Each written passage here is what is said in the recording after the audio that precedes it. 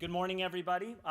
We're really excited about a panel and excited to really kick things off this morning.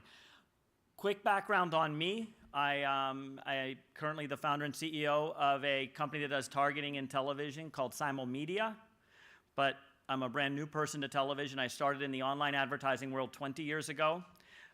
In the newspaper industry, I started one of the early ad-serving ad network companies called Real Media, which then became 24/7 Real Media, now part of WPP, and then started a company called Dakota, which was sold to AOL and briefly ran strategy at AOL, and like many others, found my way out of that place. But what I'm going to talk about today, and what we're going to talk about, and the theme of the conference, is the four-screen world. And you can't talk about the four-screen world without recognizing that what has always been the online world or the digital world has now grabbed in not just the tablet screen, but also has grabbed in the TV screen. And when you bring in the TV screen, you now bring in the world's largest medium in terms of usage, certainly the world's largest medium in terms of advertising expenditures.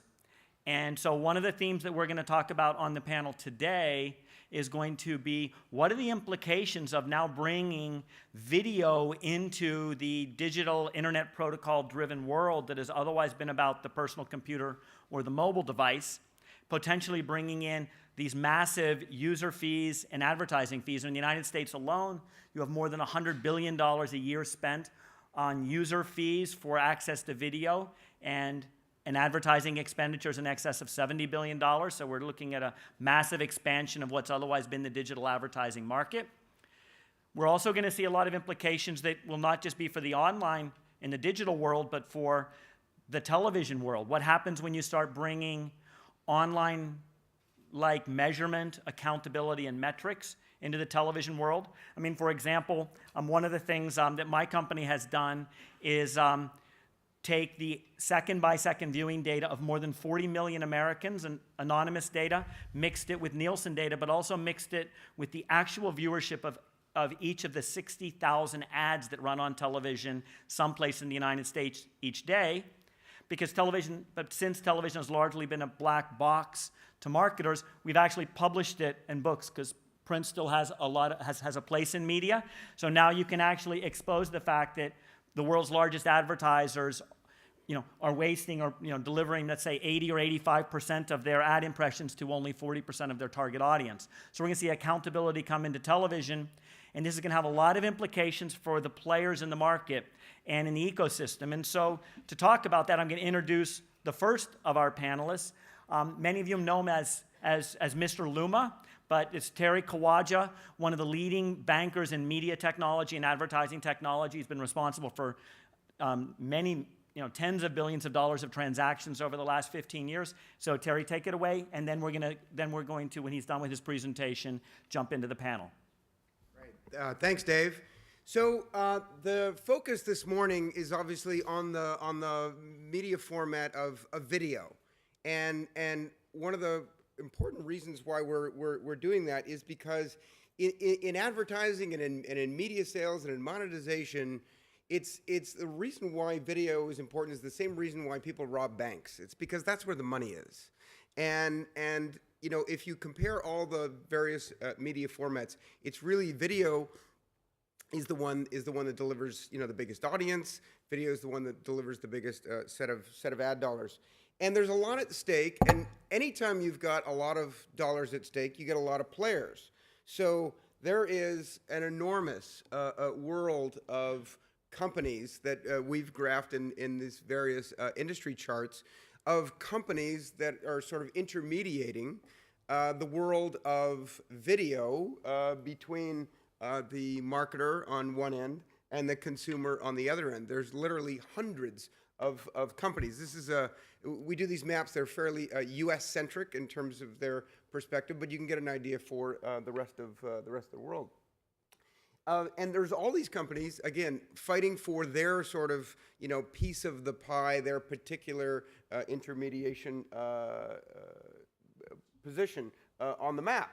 And then, of course, in display, a little bit of an older medium as it relates to digital. We've got also hundreds of players playing for a smaller piece of the market.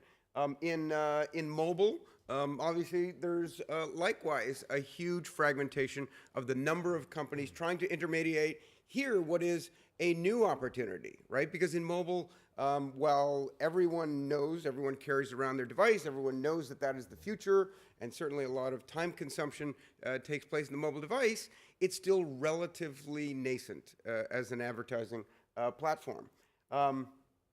So if you then focus in on video for a second, you've got this world of video players that span everything from the online guys to the over-the-top, the companies that are leveraging sort of alternative technologies to deliver video to your screen, all the way through to the IPTV folks. And let's not forget at the bottom the linear folks, the traditional television players, because at the end of the day, while there's in the U.S. $70 billion at play, the online video folks really only have a very, very small percentage of that. So it's still a very large segment, and one that's so far not been terribly disrupted.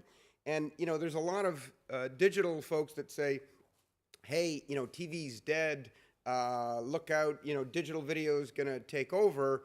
And my message is, hey, not so fast. If you were to look at a TV video LUMAscape, I think you would find that the way the game works, the producers of content, the packagers of content, and the advertisers have what I call a cabal. They have a pact that's pretty tight, and it's not going to be disrupted anytime soon.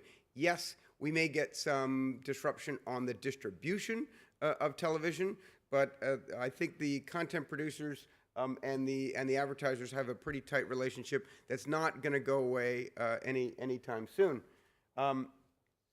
It's important because if you think about people where they spend their time, 90% of all media interactions, based on a Google Ipsos Sterling study done this year, is screen-based. Now, that means that the traditional sort of radio and print formats really represent a small minority of where people are spending their time in terms of interactions. And you can see that despite the fact that where TV is where all the money is, you've got a substantial portion, over 50% of people's time being spent on other screens that have been yet to be monetized. And I think one thing we're going to talk about on this panel is the nature of that interaction and the ad opportunity, because it's not all, unlike the TV screens, not all going to be impression-based. It's going to be dependent upon the consumer usage patterns as it relates to the specific device. And why don't we, at that, just launch right into it? Okay, thank you, Terry. So I'm now going to introduce our other panelists. We have two extraordinary executives here to talk about these issues. On my immediate left is Stéphanie Hospital, the Executive Vice President of Digital Audience and Advertising at Orange, and Benjamin Faes, the Managing Director, New Products and Solutions, Northern and Central Europe of Google.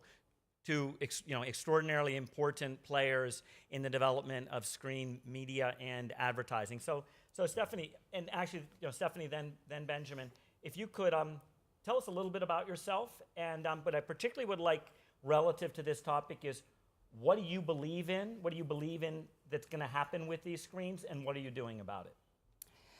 So I'm Stéphanie Hospital, so I head up the division within Orange, which is in charge of digital advertising development and also follow-up of the participated companies we have taken a stake into, like Dailymotion. So Orange is a carrier, but it's also a digital player. We have more than 170 million unique visitors coming to various websites all over the world. So we are in the frontier of the three worlds of being a big advertiser, being a digital player, thanks to all the participated companies we have, and being also carriers, and working locally with all the media player to ensure a very sustainable digital media ecosystem. So as for me, I believe that we are just at the infancy of the revolution, and that at the end of the day, tablets and connected TV will be the king devices to use and to watch video. But there's a lot to do more, and maybe this will also give birth to a big disruption in the traditional digital industry, because for years we've been investing a lot of money on TV advertising. However, I mean, there was not a lot of rationale behind this money invested for advertiser because there was no measurement. Okay, thank you. Benjamin, can you tell us a little bit about yourself, and once again, what do you believe in with respect to the development of this 4-screen or multi-screen world, and what are you doing about it? Okay. So Benjamin Faes, I joined Google about 5 years ago initially to start monetizing YouTube in Europe. My role is now to make sense of out of our products and turn them into advertising solutions, in a nutshell. You may have heard Eric Schmidt, I think 2 or 3 years ago already, say that he wants to turn Google into a mobile-first company. And so we're really trying hard to change our mindset and think mobile-first. Mobile is just 1 or 2 of those screens.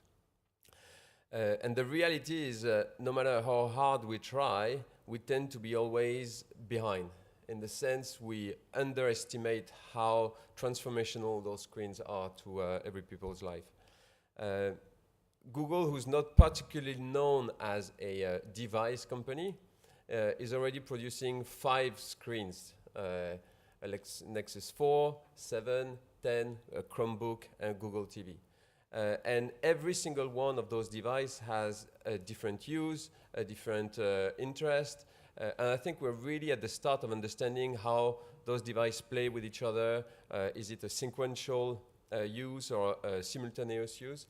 I think there's a complete understatement of how transformational this is for the industry.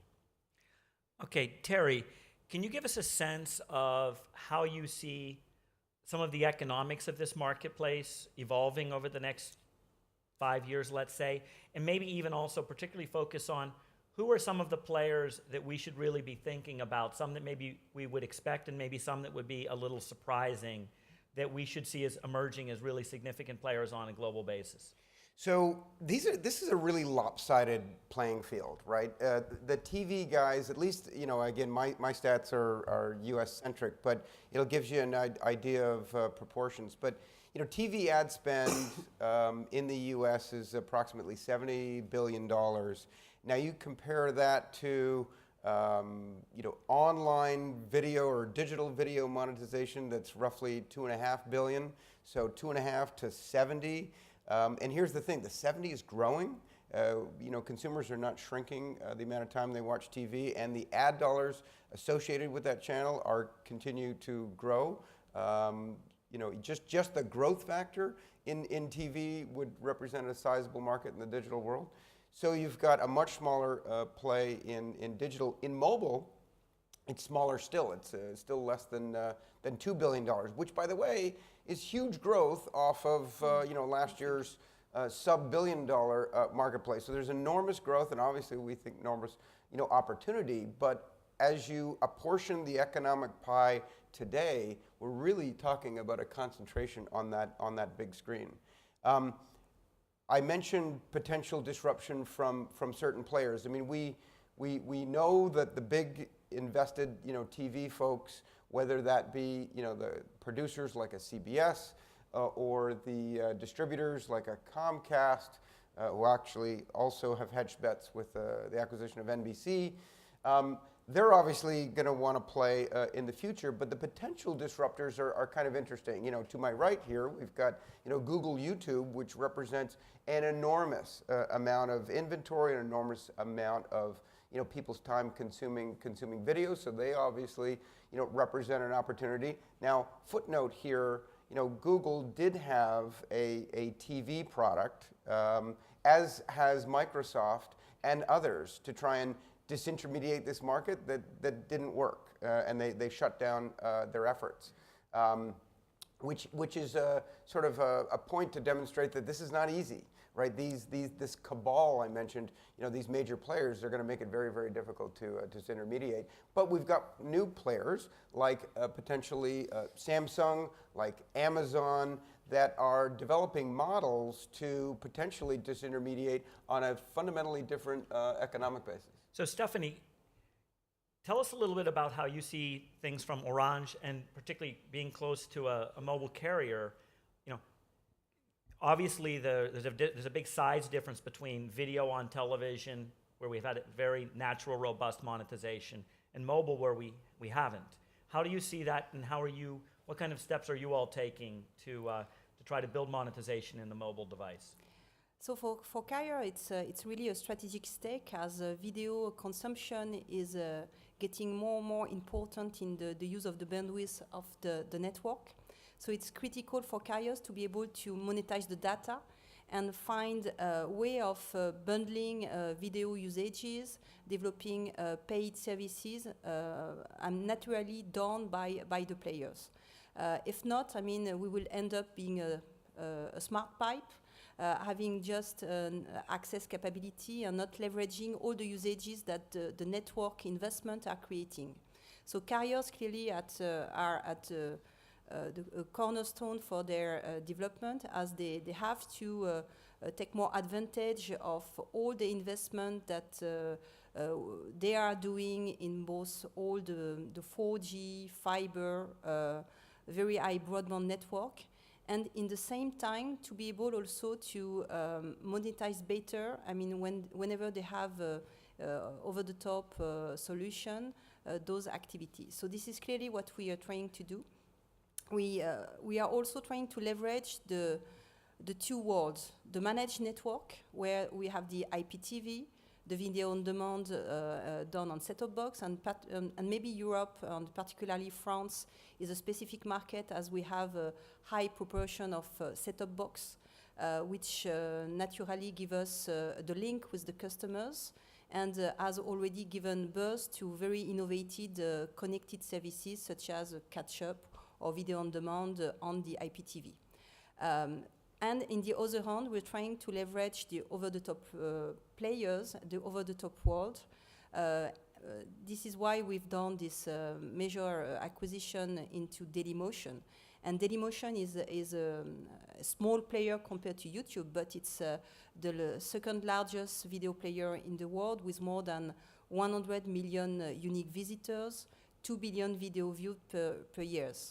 So clearly advertising is not yet today here to monetize truly the consumption of video on mobile, and there's still a big gap to do on the average of usage of video on mobile and the way it's monetized with advertising. Hence, the need to find new model, leveraging the marketing and distribution platform power of carriers. So I do think that combining the marketing and distribution power of a carrier with the agility of an over-the-top player such as Dailymotion is a good way of taking more money and more usages out of this digital evolution. So Benjamin, how do you see it from a Google YouTube perspective, particularly with how you will evolve your products and your monetization products across the screens? And I think maybe particularly thinking about, since while you're in the hardware business to a degree, clearly probably much more of the content is viewed on devices that are made by other companies, and obviously there's carriers that are very important. So how does Google and YouTube see its market position with its own controlled places, and also in how you work with partners, and both on the distribution standpoint and on the hardware side? It's interesting to know that already at the scale of YouTube, which is arguably a complex website, we're seeing video is quite data intensive. 25% of our views are seen from a mobile device, which means 1 billion video views every single day seen on a mobile device. And so what we do from a YouTube perspective is 3 things. For the publisher, we've now made it seamless for all publishers to have actually their content distributed on every single platform. We really believe that it's extremely important for the user to have a seamless experience of YouTube, no matter what the device they use. We've done a few interesting things. There's a lot of sequential viewing of device. So you'll start watching a video on your PC, and then you have to leave, go somewhere. So you might want to continue that video on your mobile phone or on your tablet. Being logged in, the app will allow you to exactly find the video you were watching at the time you left it off and just continue your experience. I think we need to think harder on these types of stuff which represent exactly what consumers want, how consumers are behaving with their device. We shouldn't have them research again and again and again for the content that they were using. For advertisers, we've launched a product a year ago called TrueView, which is a skippable pre-roll, which actually works very, very well, no matter the device you're using. And we've seen extremely high engagement from a mobile device and from tablets on this ad format. The reaction is different because you might have less time. Some formats work better if they're shorter pre-roll. But the ad format, again, for advertiser, is seamless across screen. So Stephanie, and then I'll come back. Then I'll throw it over to you, Terry. But how do you see YouTube? I mean, so how does Orange see YouTube? I mean, you talk about your investment in Dailymotion, but clearly also you gain a lot by distributing a lot of content from YouTube. So how do you see the market? How do you see them as market players, partners, competitors? So clearly Google is a partner, is also a co-competitor. I mean, we're clearly working closely with the Google team. However, I mean, it's true that there's a challenge for the whole industry, and I'm speaking more with a European cap perspective, to be able to create and to be good at having also alternative for a European consumer on the way they consume their digital content, and avoiding maybe to only access those contents through internet players such as Google or YouTube. So for us, I mean, we're having a very close relationship with Google. I mean, obviously, Google needs us to distribute the devices. We are very happy to do a partnership on a lot of products with Google. And but for the video and the TV, we think that it's a core business to a carrier, given the usage done by our customers, given the bandwidth consumption that video is doing on our network. So we really want to be able to keep the link with the customers and keep the links by making sure we can have still access to our user through our IPTV video on demand services on managed network, but also through big audiences such as the one provided by Dailymotion.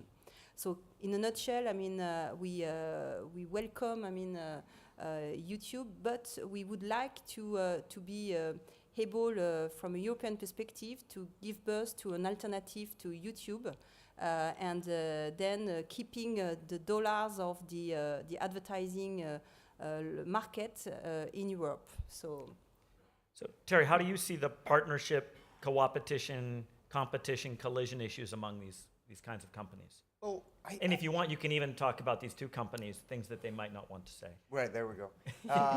Never stopped me before. Look, I think the point about consumer usage is really key here, because a lot of the usage patterns are sequential. So we live in a serial world, not in a parallel world, and while we, especially men, like to think that we can multitask, the reality is our wives remind us daily that it's actually not a reality. And what's interesting is, so yes, you get sequential usage. Maybe you watch something on the big screen, and then you're mobile and you take it onto your phone or onto your tablet device. But let's face it, when given a choice, you're going to leverage the big screen. Right? When you're sitting at home, you're going to put on the big screen, and now the device is actually, messaged to the big screen. So why wouldn't you want to leverage that real estate? And so companies have defaulted to this sort of what's under the umbrella of social TV. It's the multi-screen usage. And there was a stat that came out, and you always got to be careful about these stats. But it came out and said that 77% of the time that people are watching television, they're also interacting with their mobile device, mostly a phone. That's great. Okay, 77% of the time they're watching TV. I'm pretty sure that, if you looked at that stat, you would probably get as high on, eating, going to the bathroom. I mean, basically people are interacting with their phone when they're doing everything. So I'm not sure 77% of the time means anything.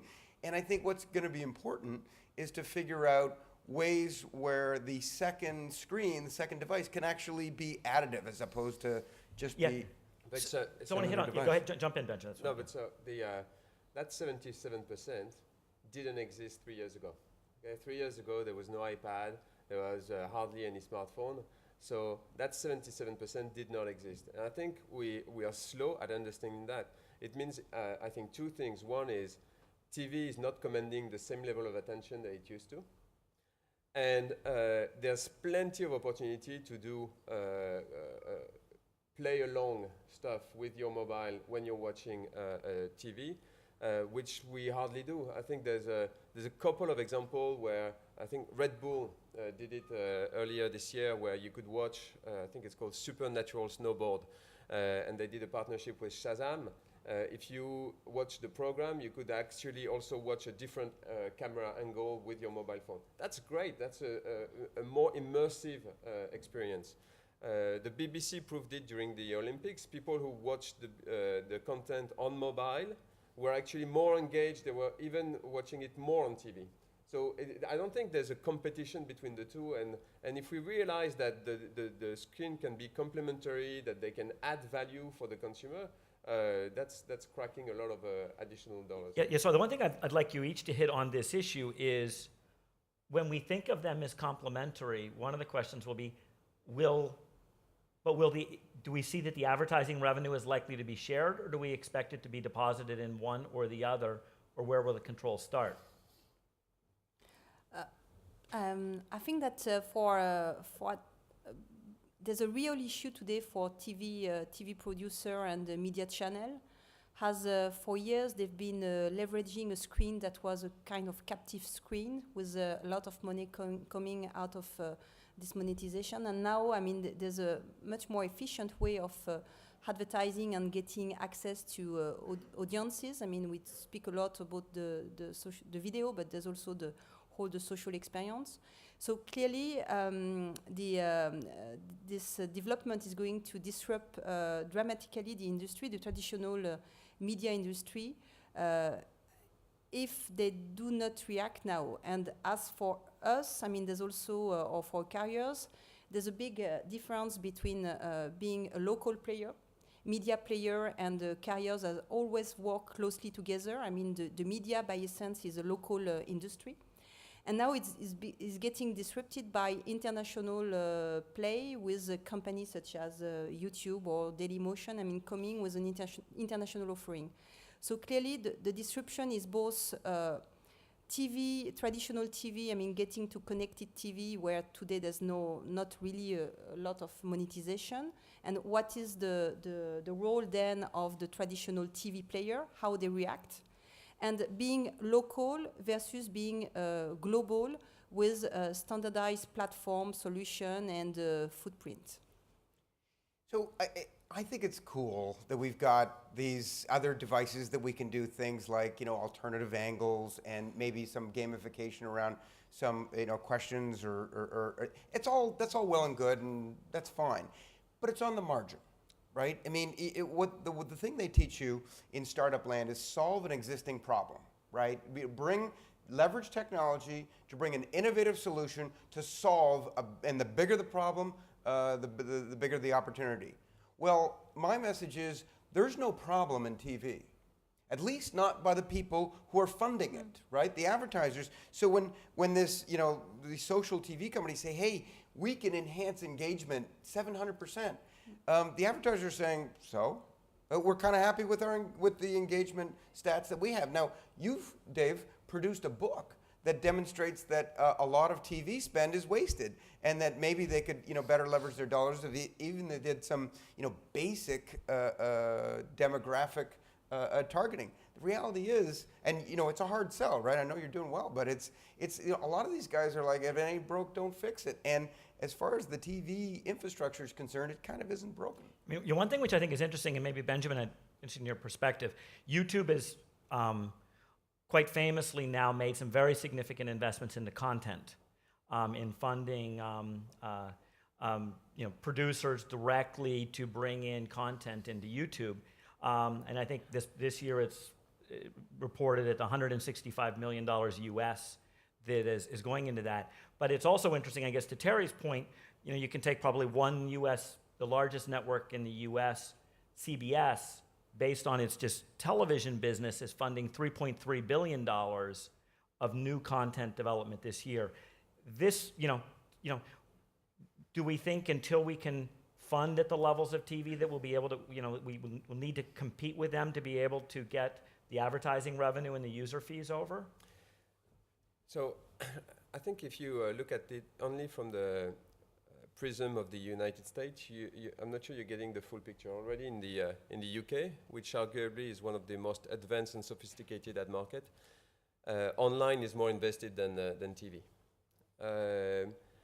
It's funny you say TV is not broken. It's like saying horse is not broken, let's not invent a car. I'm sorry, but even That's online, I like that. even online, I was lucky to start selling banners in 2000 with AOL, and we were selling categories. Sell by the 1,000 categories. Well, but Flash News now we've invented audience targeting, and that works 3 times better. Online advertising is not broken, but we found a better way to monetize all this inventory. I think TV is don't get me wrong, I love TV. I think it's an amazing media, but there is the audience targeting. I don't think the current state of TV advertising leverage all the potential that TV has. That's my point. I'd be even more disruptive than you. I do think that for years we've been having a lot of money in TV. And if we look at all the digitalization of the activities, I mean, it has always give an impact on the value of the market. So even if today the advertising spend is still growing on TV, if the TV industry is not reacting soon, it will give, for sure, I mean, I do think, I mean, a decrease of the total amount of value that is spent on TV, because you can do a much more efficient campaign now, just leveraging the digital medium, the mobile, the tablet, but also the TV, the smartphones. Yeah. So I think one of the points that Benjamin made is really critical to think about, that, from the global perspective, and I'd like to hear probably from each of you, and then we're going to have a little bit of time for a question or two from the audience. How do we see some of the really vast emerging markets like China and India? I mean, where, for example, in China you have in Youku probably the world's largest distributor of video. I think 400 million users, 300 million monthly that watch 1 hour of video every day. And interestingly, 80% of that video is studio created video. So it's not even user generated. It's become the distribution for a lot of the large studios because they have a limited number of movie screens. And then we've also, we hear things like the Turkish government is going to be giving tablets to all of the students, all the children, the students in Turkey, 20 million devices this year.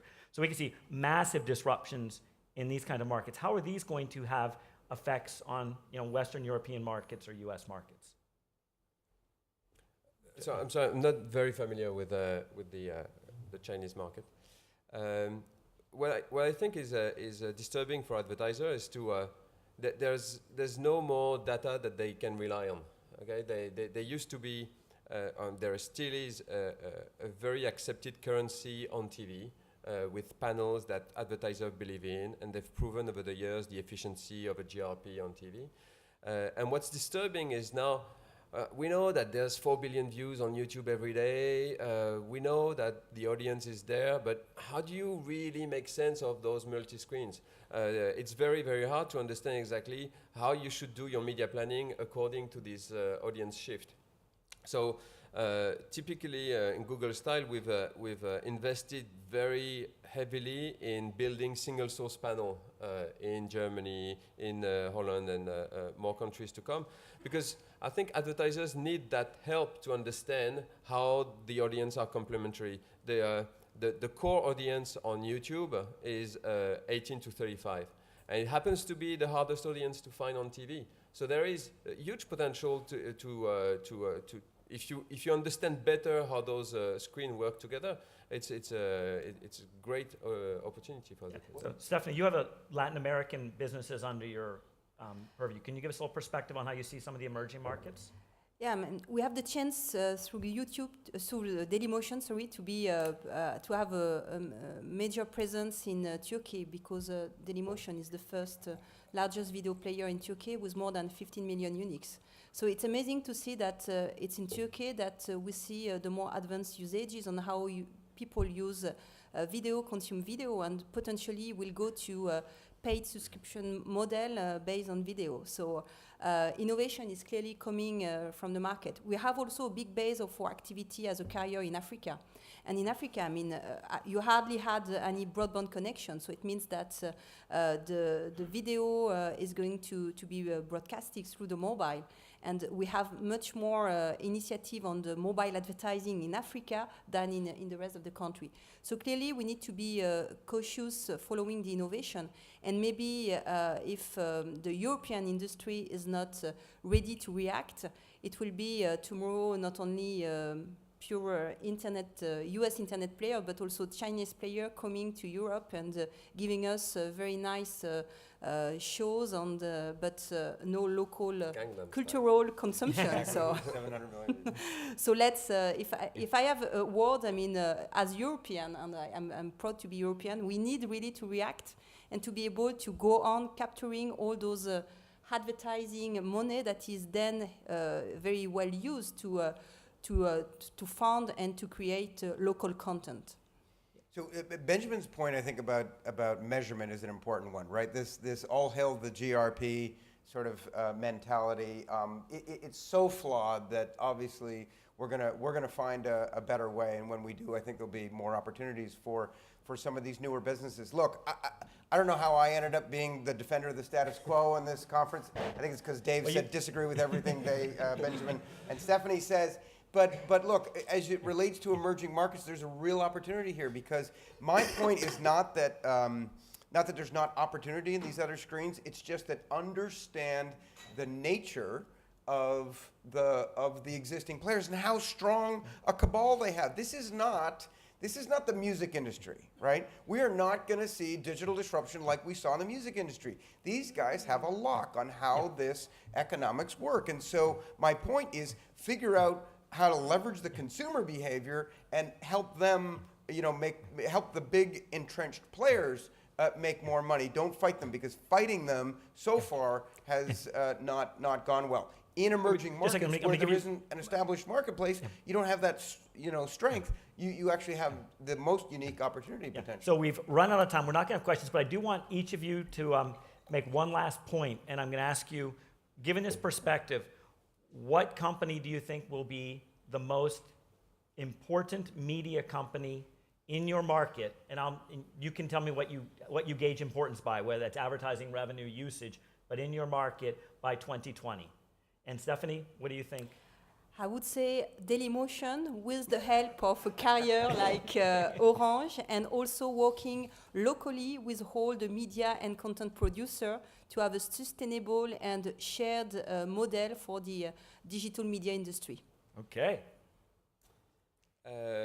I'll go for somebody we don't know yet. I'm hugely excited with the experience we have on the original content on YouTube, and the type of content being produced, the type of company that are being created, just focusing at developing new content for new screens. I would bet on that kind of producers. So obvious answers like Google and Orange, I think, are already taken. I'm going to go contrarian and say Samsung. So here's a company that sold 1.7 billion Wi-Fi connected devices just last year. And they're number one in smartphones and they're number one in smart TVs. You may say, but wait, that's a hardware manufacturer. Well, think about it. They're all connected. This is a sleeper network and the biggest in the world. They've started investigating opportunities and how to leverage that. And wait till see Monaco Media Forum 2013 might shed some more light on that. Yeah, so I'll finish with mine. I think that by 2020, I think in the U.S. market, I think Amazon could very easily emerge as maybe the most powerful media company, and not just through its massive database and the fact that it's more dominant in web services than probably Google is in search, but that it probably could afford to buy a Time Warner and own the world's largest producer of movies and TV shows at the same time. So I thank you very much, panel, and thank you all.